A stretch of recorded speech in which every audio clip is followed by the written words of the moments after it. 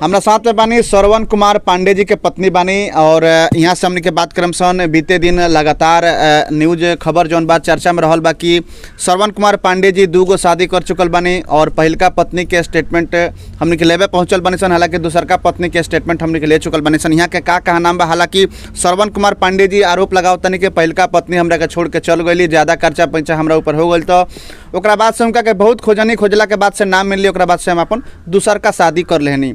अब दूसरका शादी हो गई बा। दूसरका शादी के देश से भी 2 गो बाल बच्चा और पहिलका शादी के देश से भी 2 जना बेटा लोग बालो, जो उनकी हमरा सामने खड़ा बालो।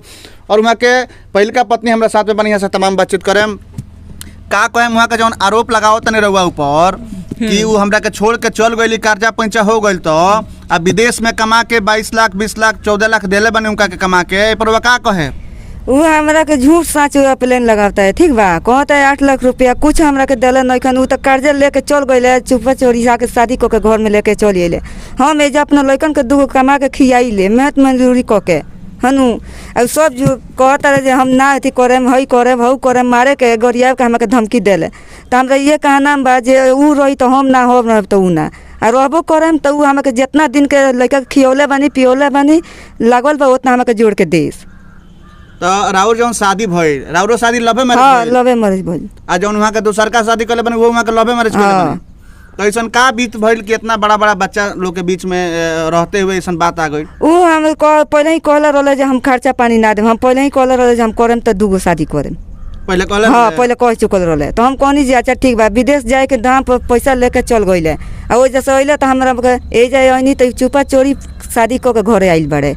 हम कुछ नहीं जानत, हम अपना एजा रहनी, एजा से बहन के यहाँ रहनी, हम एजा रहनी खानी कमानी बस, लेकिन के खियावे नहीं। तो रहुआ अपना सौतन के साथ रहे खातिर तैयार नहीं थी ना? तो हमरा केंगा पोटरी खाई ऊ रहिए तो हम ना हो तो उन तो झगड़ा झुगड़ी होई हरदम। वहां कहते हैं 2 गो रूम बा, एगो रूम में पहिल की पत्नी रहस और दूसरका रूम में दूसर की पत्नी ना। ओंगा ना हुई, ओंगा ना हो पाई। ओंगा तैयार नहीं? ना ओंगा तैयार हम नहीं खी, ओंगा हम नहीं खी तैयार। 2 गो बाल बच्चा के कैसे खियावता नहीं, कैसे भरण पोषण हम करता? मेहनत मजदूरी क के खियाइले।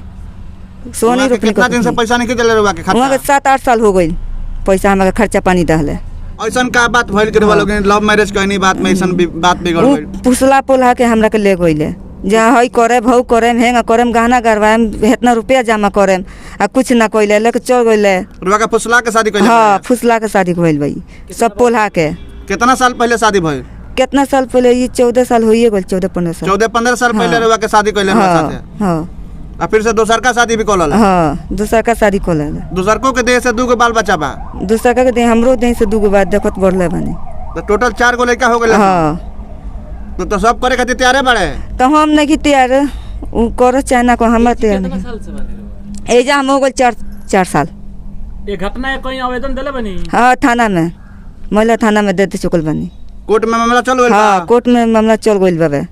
कोर्ट में का फैसला हुए? कोर्ट में ये फैसला हुए जे 25 तारीख तक उ हट जाइए, तारा जाके रह जाए के बा। 25 तारीख के डेट पड़ल बा? हाँ, 25 तारीख के डेट बा। 25 के बजाय मुझ रहे हम जाए बोली कलिए तब न रहे। का फैसला भइल बा? 25 तारीख के ये भइल बा जे उसको कहीं ले जाकर दूर रखो, आई रहिए हो जा। दूसर की पत्नी? हाँ, दूसर के वहाँ पर ले जाकर पहिल की वहाँ पर रहेगी। रवा उज रहे ना? माने वो हट जाए तब रहो? हाँ, हम हट जाइए तब हम जाए। माने अपना सौतन के साथ ना रहे? ना। सवाल बता दी कि जौन रउआ संगे घटना भइल बावे, ई घटना में का चूक राउर भइल बा कि रउआ पता नहीं किया इतना घटना हो गई? तो ये कहलन जे तू अथी रह जा हनु, हम कमा देम, जब कहनी जे पैसा आई आ कर्जा भरा जाई तो हमरा के लेके चली है। हाँ, जे हमरा के माने कहलन जे ना ओजा से निकाल दिए तब हम आईनी सुकुलवा से।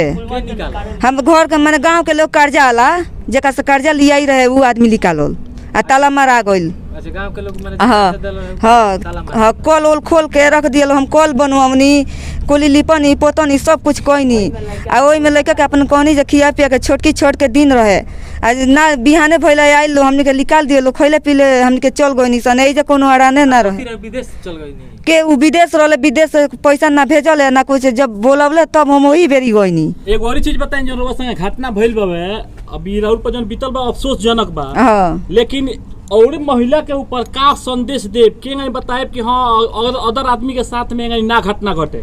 हम ये तो कहम जे ऐसा केहू के साथे ना होके, जंगा हमरा पर बीतल बा केहू के साथे ना होके। केहू अपना घर के समझावे के अपना बनावे के कोशिश करी। देख सकतानी कि 2 गो बाल बच्चा के छोड़ के श्रवण कुमार पांडे दूसरका शादी लव मैरिज मतलब कि कर लेले बड़े और दूसरका पत्नी के देह से भी 2 गो बाल बच्चा और पहिलका पत्नी से भी 2 गो बाल बच्चा देख सकतानी कहीं बाबू बड़े।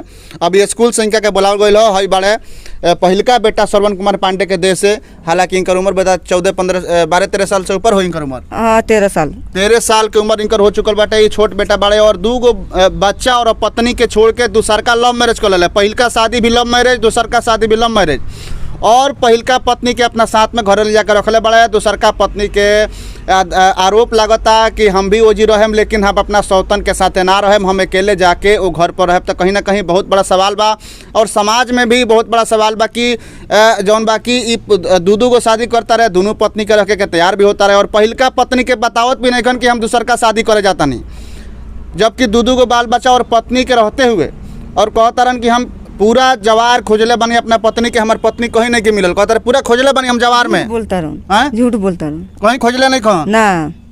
दूसर का शादी के बेरवा सूचना नहीं खे ना, हमरा को मालूम नहीं खे जे शादी कोई भइल बा कि नहीं खे। रउआ के धोखा में रखले बड़े। हाँ हमरो को धोखा में रखले बड़े। का नाम बा बाबू तहार? प्रियांशु कुमार। प्रियांशु, तो ई कुल घटना के बारे में तारा जानकारी बा? हाँ कि तार पापा एक और शादी कर लेले बड़े? वही क्या में मालूम है शादी करना तो हमनी से ना बतैले ना, हमनी के जानता नहीं सुन शादी कर ले तो ना बतौले ना। अच्छा, कमा के इतना दिन से बड़ा माँ के साथ है अपना नानी के घर में बड़ा, तो कमा के कुछ पैसा वैसा दिले बड़े कि ना बीच में? 1 रुपया नहीं खन दिले। पूछले तो हमनी के हल ही नहीं खन जे कैसन बागल कैसन है।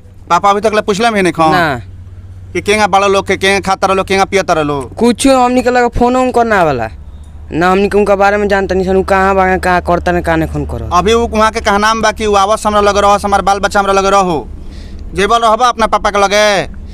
उनका लगा हमनी के ना रहम सन। हमनी के कौन को ठीक बा, हमनी के मुआ दियन के का करियन, कौन को ठीक बा? नहरी में पानी आइल वही में मुआ दियन तो बचावे जाई का हमनी के?